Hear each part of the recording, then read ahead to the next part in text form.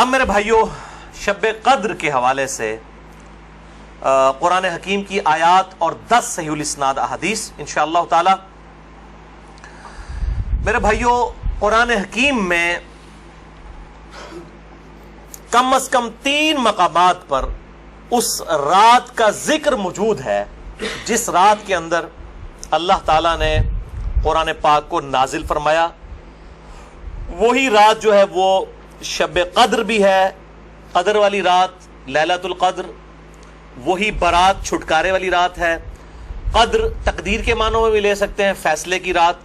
اور وہی رات لیلہ مبارکہ بھی ہے. اس حوالے سے یہ 3 آیات 3 مقامات سے سن لیجئے، اس کے بعد انشاءاللہ 10 صحیح الاسناد احادیث. پہلا ریفرنس سورہ الدخان، سورت نمبر 44، جس کی نسبت سے یہ مسئلہ نمبر 44 ہے. یہ میں نے اس وقت اسی کی نسبت سے رکھا تھا، شب برات والا. آیت نمبر 1 سے 6 تک. اعوذ باللہ من الشیطان الرجیم، بسم اللہ الرحمن الرحیم. حامیم والکتاب المبین انا انزلناہ فی لیلۃ مبارکۃ انا کنا منذرین فیہا یفرق کل امر حکیم امرا من عندنا انا کنا مرسلین رحمتا من ربک انہ هو السمیع العلیم. حامیم حروف مقطعات ہیں. اس روشن کتاب کی قسم، لوح محفوظ بھی ہو سکتی ہے، قرآن حکیم بھی. بے شک ہم نے اس قرآن کو ایک مبارک رات میں نازل کیا اور ہم ہی ڈر سنانے والے ہیں آخرت کا اس کتاب کے ذریعے.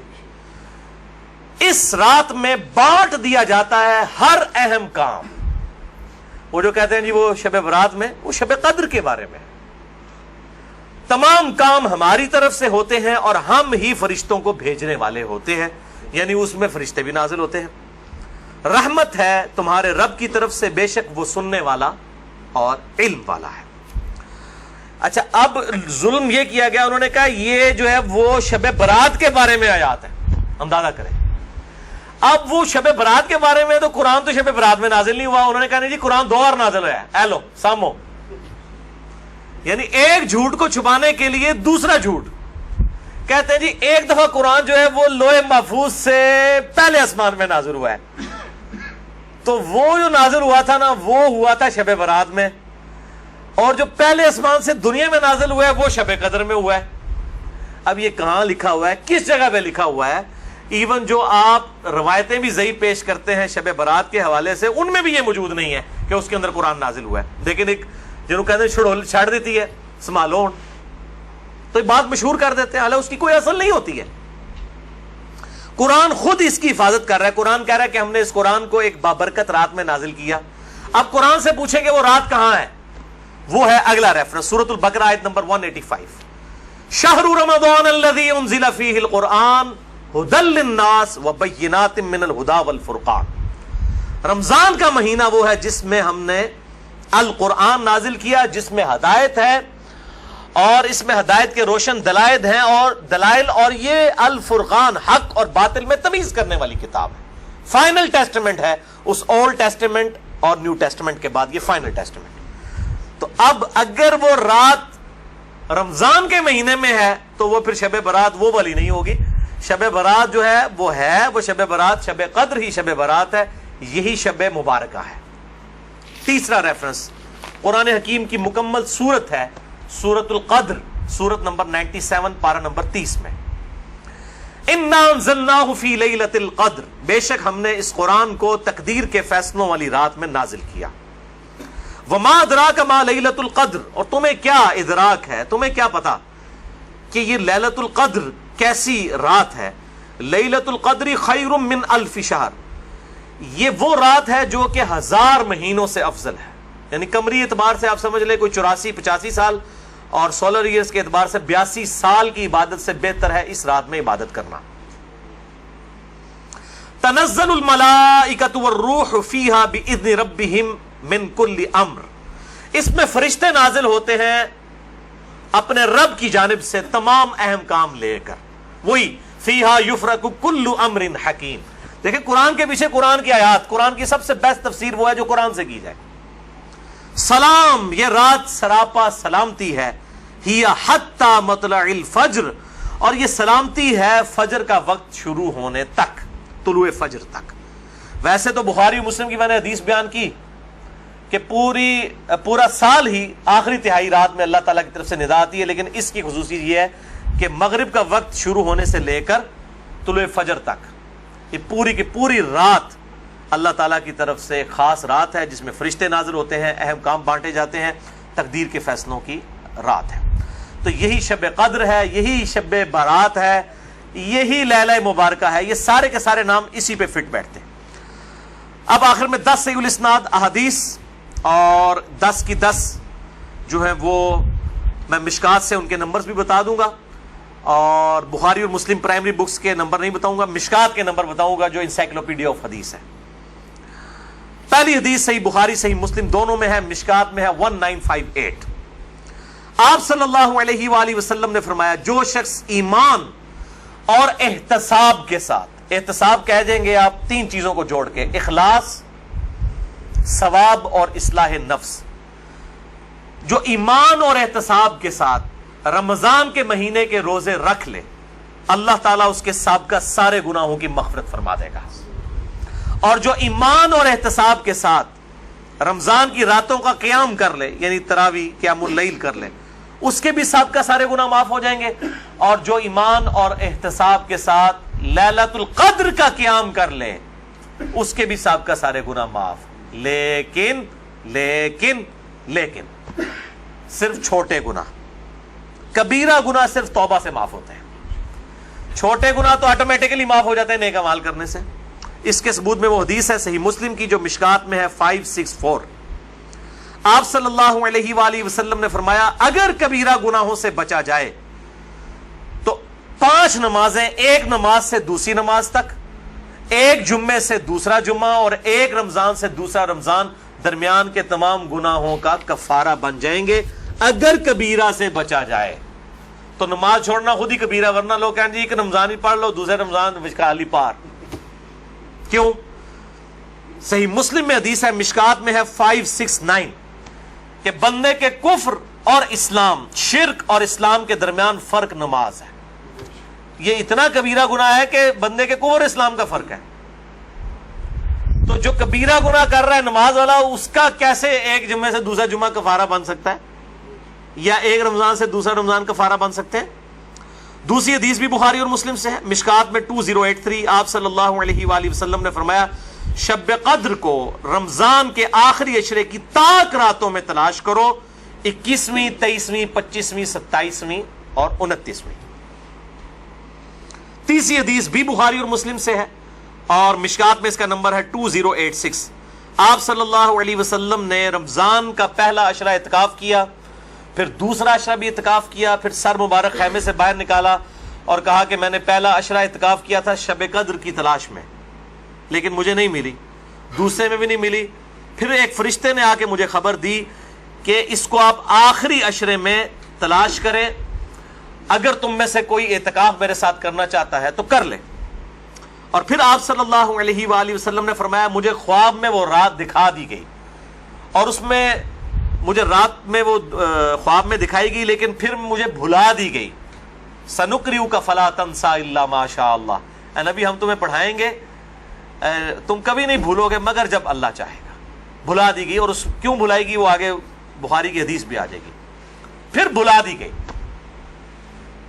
بہرحال مجھے ایک بات یاد ہے کہ اس رات صبح کے وقت جب میں فجر کی نماز پڑھ رہا ہوں گا تو میرے ماتھے پر کیچڑ کا نشان ہوگا، یہ آپ کو خواب میں دکھایا گیا۔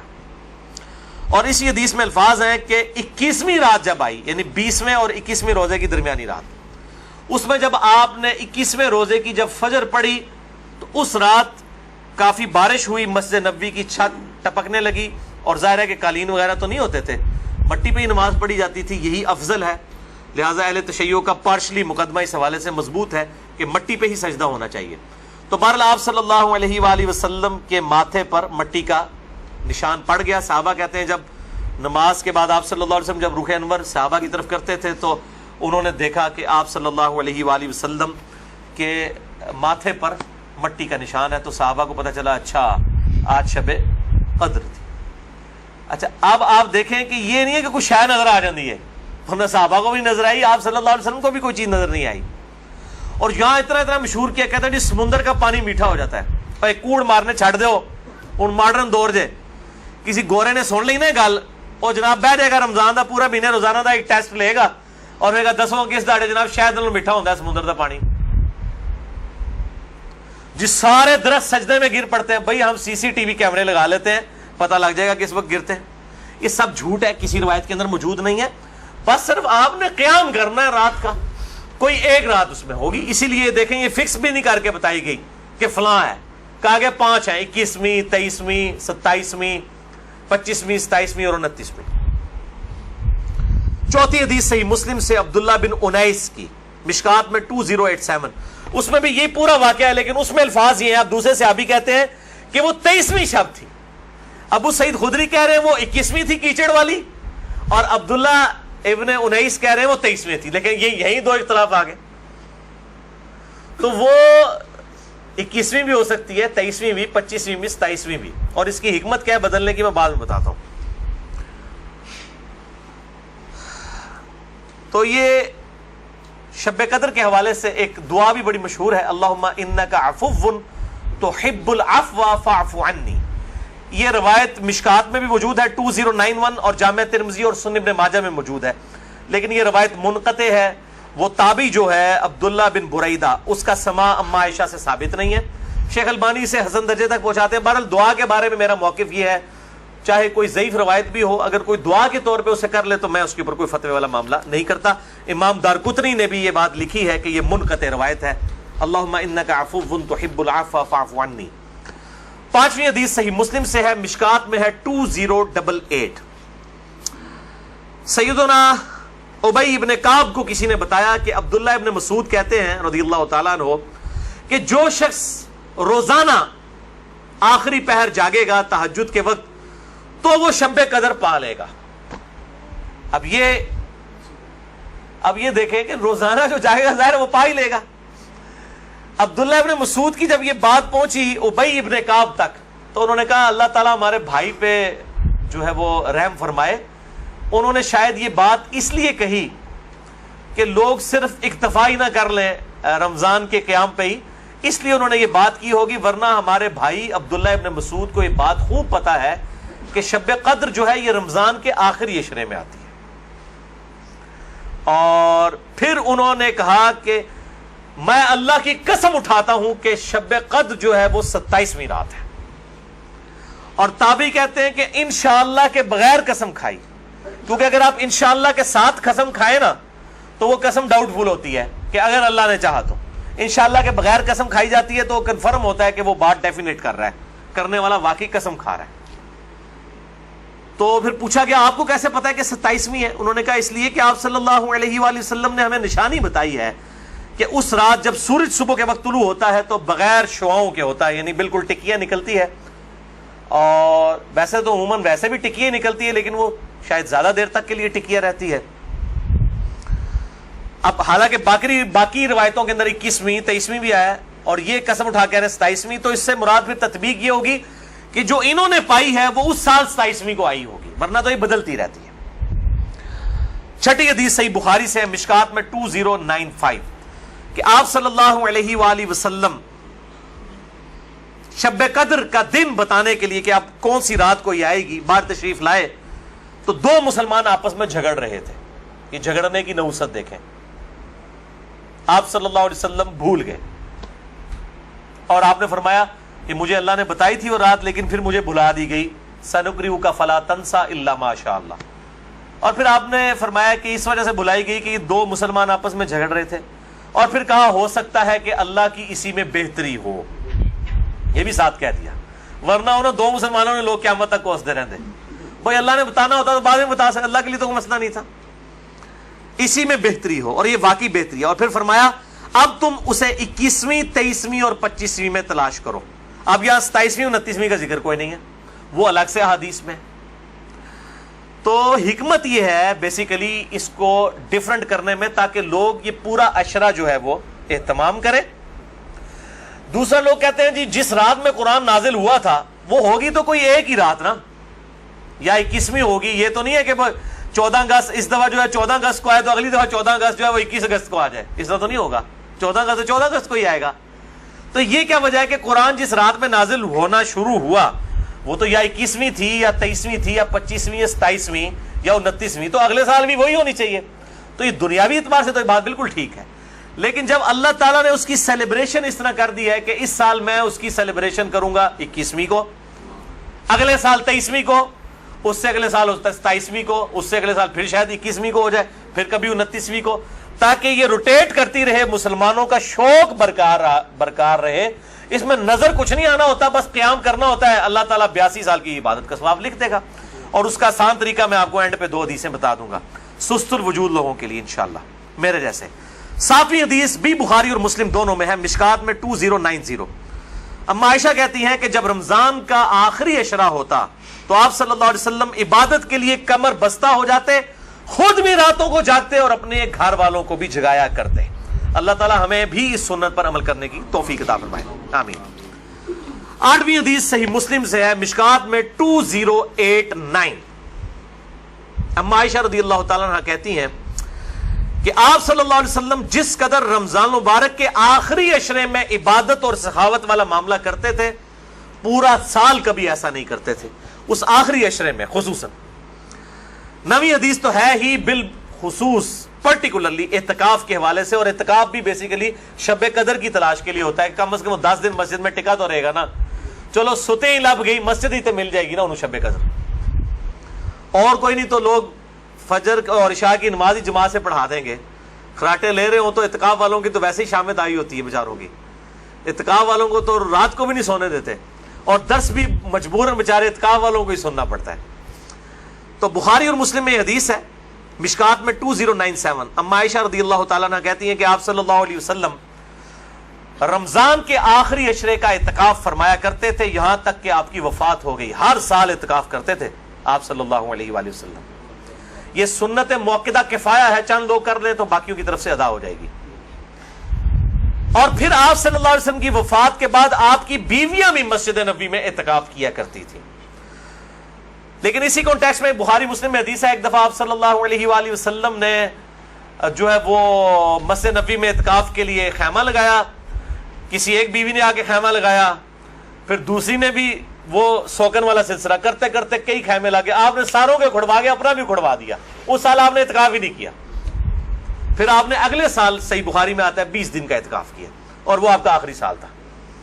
تو آپ نے اعتکاف ہی نہیں کیا کہ یہ یعنی اللہ کی رضا کی خاطر اعتکاف کیا جائے, نہ کہ میری وجہ سے کہ میرے ساتھ ایک بیوی اعتکاف بیٹھی ہے پھر دوسری بھی, سب کے خیمے. اس سے یہ بات پتہ چلی کہ مسجد نبوی میں اعتکاف عورتیں کیا کرتی تھی, اور مسجد میں اعتکاف آج بھی مسجد نبوی میں اور بیت اللہ شریف میں اعتکاف ہوتا ہے. بل اس حوالے سے میرا موقف تھوڑا اب لینیٹ ہو چکا ہے. اب جو پرفتن دور ہے جس کے اندر یہ موبائل کیمرے اور ویڈیوز اور سیکیورٹی تقریباً ختم ہو چکی ہے مسجدوں کی, اس صورتحال میں اگر عورتیں گھروں میں اعتکاف کر لیں تو اجتہاداً اس میں بھی کوئی حرج نہیں ہے, کیونکہ مسجدیں جو ہے آج کل عورتوں کے اعتکاف کے اعتبار سے خطرے سے خالی نہیں ہے. جیسا کہ یہ موبائل فون ہے, اور لوگوں کی اگلے دن بھی اخبار میں خبر آئی تھی, وہ تصویر کسی کی چڑھا دی, اس طریقے سے اس عورت نے خودکشی کر لی. اس قسم کے واقعات ہوتے ہیں. لہٰذا اس میں میرے خیال ہے حدیث جو سختی کرتے ہیں وہ نہیں کرنی چاہیے. حنفیوں کا موقف مجھے مضبوط لگتا ہے, خصوصاً اس دور کے اعتبار سے. میں حرام نہیں کہہ رہا, مسجد میں بیٹھنا بہتر ہے, مسجد نبوی شریف میں جہاں پہ سیکیورٹی ہے بیٹھے, لیکن ہمارے ملک کے اندر میں نہیں سمجھتا کہ سوائے چند ایک جگہوں کے اس طرح کی سیکیورٹی اویلیبل ہو. جہاں پہ ہو ضرور کریں, لیکن عورت نفلی روزہ اور اعتکاف اپنے خاوند کی مرضی کے بغیر نہیں کر سکتی, ذرا یہ ذہن میں رکھیے گا. 10ویں حدیث جامعہ ترمذی میں ہے, سنن نبی داؤد میں ہے, سنن ابن ماجہ میں, مشکات میں 2102. انس ابن مالک کا بیان ہے کہ آپ صلی اللہ علیہ وسلم رمضان کے آخری 10 دن میں اعتکاف فرمایا کرتے تھے, لیکن ایک سال نہ کر سکے تو اگلے سال 20 دن کا اعتکاف فرمایا. وہ ایک سال وہ بیویوں کی وجہ سے ہی نہیں کیا. اور صحیح بخاری میں 2099 نمبر حدیث ہے کہ جس سال آپ کی وفات ہوئی یہ 20 دن والا اعتکاف آپ صلی اللہ علیہ وآلہ وسلم نے اس سال کیا تھا جس سال آپ کی وفات ہوئی. اور اس بخاری کی حدیث میں الفاظ ہیں کہ اس سال پھر جبرائیل علیہ السلام کے ساتھ 2 دفعہ دورہ قرآن کیا. اور بخاری مسلم میں آتا ہے نا جو سیدہ فاطمہ کے کان میں ایک بات کہی تھی کہ اس سال میرے ساتھ 2 دفعہ دورہ کیا جبریل نے، مجھے لگتا ہے کہ میری موت کا وقت قریب آ چکا ہے، تو وہ رو پڑی، اور پھر ایک اور بات کہی کہ تم جنتی عورتوں کی سردار ہو، تو وہ مسکرا پڑی۔ تو آپ صلی اللہ علیہ وآلہ وسلم کے ساتھ اس آخری اعتکاف میں 2 دفعہ دورہ قرآن حضرت جبرائیل نے کیا، الحمدللہ۔ یہ تلک عشرۃ کاملہ 10 پوری ہوئیں۔ اب آخری 2 حدیثیں شارٹ کٹ گفٹ کے طور پر شب قدر کا آسان قیام پانے کے لیے۔ پہلی حدیث صحیح مسلم سے ہے 1491 اور مشکات میں بھی ہے 630۔ سیدنا عثمان ابن عفان رضی اللہ تعالیٰ عنہ علیہ السلام کہتے ہیں کہ نبی صلی اللہ علیہ وآلہ وسلم نے فرمایا، جس شخص نے عشاء کی نماز جماعت سے پڑھ لی گویا اس نے آدھی رات کا قیام کیا، اور پھر جس نے فجر کی نماز بھی جماعت سے پڑھ لی گویا اس نے پوری رات کا قیام کیا۔ اللہ اکبر کبیرہ والحمدللہ کثیرہ وسبحان اللہ بکرۃ واصیلہ۔ اور یار ایسے کر سکتے ہیں نا کہ رمضان کے آخری عشرے میں پورے عشرہ کر لو تو جفت آگدہ بھی رولا بن جاتا ہے اتنے چاند دی وجہ نہ۔ پورا رمضان ہی اہتمام کریں، پورا سال ہی اہتمام کریں، فجر اور عشاء جماعت کے ساتھ، اور کوئی رکعت فوت نہ ہو۔ اگر ایک رکعت بھی فوت ہوگی تو وہ پاکستانی انڈیا بنگلہ دیش والی جماعت ہے، اللہ کے حضور وہ جماعت نہیں لکھی جاتی۔ جماعت اسی صورت میں ہے کہ آپ کی 4 کی 4 رکعتیں امام کے ساتھ ہو، سلام امام کے ساتھ آپ پھیریں گے، تو یعنی امام کے رکوع میں جانے سے پہلے آپ قیام کی حالت میں اس کے ساتھ مل جائیں سورہ فاتحہ پڑھ کے، تو آپ کو وہ 4 رکعتیں ملیں گی، اور فجر کی 2 رکعتیں اس صورت میں۔ تو عشاء کی نماز آدھا قیام اور فجر کی بھی، اور رمضان میں تو ویسے ہی اٹھنا ہوتا ہے، بڑا آسان ہے الحمدللہ۔ دوسری حدیث جامعہ ترمذی میں ہے 806، سنن ابن ماجہ میں 1327، ترمذی میں 806۔ یہ واحد حدیث ہے آج کے پورے لیکچر میں جو مشکات میں موجود نہیں ہے، میں نے ترمذی اور ابن ماجہ کا نمبر بتا دیا۔ ابو ذر غفاری رضی اللہ تعالیٰ عنہ کہتے ہیں کہ نبی صلی اللہ علیہ وسلم نے فرمایا، جو شخص امام کے ساتھ قیام اللیل کر لے رمضان میں یہاں تک کہ امام سلام پھیر کر فارغ ہو جائے، یعنی تراویح پڑھانے کے بعد، تو اسے پوری رات کے قیام کا ثواب ملے گا۔ اگر کوئی اکیلا تراویح پڑھتا ہے اس کے لیے فضیلت نہیں ہے یہ، جو امام کے ساتھ تراویح پڑھ لینا عشاء کے ساتھ ہی، اس کو پوری رات کے قیام کا ثواب ملے گا۔ اچھا، یہ جماعت کی جہاں پہ باتیں ہو رہی ہیں یہاں پہ عورتوں کو استثناء حاصل ہے، عورتوں کے لیے واجب نہیں ہے کہ مسجد میں جائیں، چلی جائیں، اگر کر سکتی ہیں تمام ضرور کریں، ان کو گھر میں بھی اللہ تعالیٰ انشاءاللہ تعالیٰ اس حوالے سے ثواب عطا فرما دے گا۔ خصوصاً عورتیں پوچھ رہتی ہیں جی ہم کہاں سے یہ جماعت، ہم یہ آسان طریقہ، تو عورتوں کے لیے پھر اس حوالے سے آسانی ہوگی انشاءاللہ تعالیٰ۔ تو قیام اللیل اور تراویح کے حوالے سے مسئلہ نمبر میرا 20 ہے، وطر کے حوالے سے مسئلہ نمبر 130 ہے، اور آج انشاءاللہ یہ نیو 44 شب قدر شب برات کے حوالے سے ریکارڈڈ ہو گیا اللہ کے فضل سے۔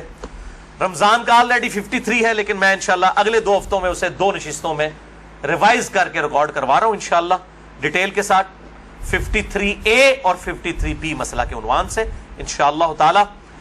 اور ان طاق راتوں میں صلاۃ التسبیح کا بھی اہتمام کریں۔ ڈیٹیل کے لیے مسئلہ نمبر ہے 91 میرا صلاۃ التسبیح کے اوپر، اب وہ آپ ضرور دیکھیں، کیونکہ صلاۃ التسبیح بہت بڑی عبادت ہے، تو قیام کرنا ہی ہے۔ اعتکاف والے لوگ ویسے ہی گپے مارتے رہیں اور جناب وہ فیس بک پہ بیٹھے رہیں، اس سے بہتر ہے کہ کم از کم ہر طاق رات میں صلاۃ التسبیح کا اہتمام کریں، جماعت کے ساتھ نہیں، انڈیویجول لیول کے اوپر۔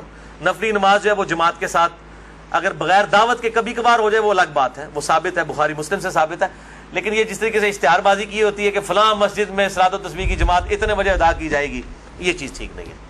اگر بغیر اعلانیہ ہو، اعتکاف والے بیٹھے ہیں، اچانک ایک بندہ آگے ہوتا ہے، پیچھے لوگ نیت کر لیتے ہیں، اس کا جواز بخاری مسلم سے موجود ہے۔ میں نے اس کے اوپر جو ہے وہ اپنی جو کوسچن آنسر سیشن تھے، مسئلہ نمبر 110 ABCDEFGH، اس کے اندر میں نے یہ بیان بھی کیا ہے الحمدللہ۔ اللہ تعالیٰ سے دعا ہے جو حق بات میں نے کہی اللہ تعالیٰ ہمارے دلوں میں راسخ فرمائے، اگر جذبات میں میرے منہ سے کوئی غلط بات نکل گئی تو اللہ تعالیٰ ہمارے دلوں سے معاف کر دے، ہمیں کتاب و سنت کی تعلیمات پر عمل کر کے دوسرے بھائیوں تک پہنچانے کی توفیق عطا فرمائے۔ سبحانک اللہم و بحمدک، اشہد ان لا الہ الا انت، استغفرک و اتوب الیک، وما علینا الا البلاغ المبین۔ جزاکم اللہ خیرا۔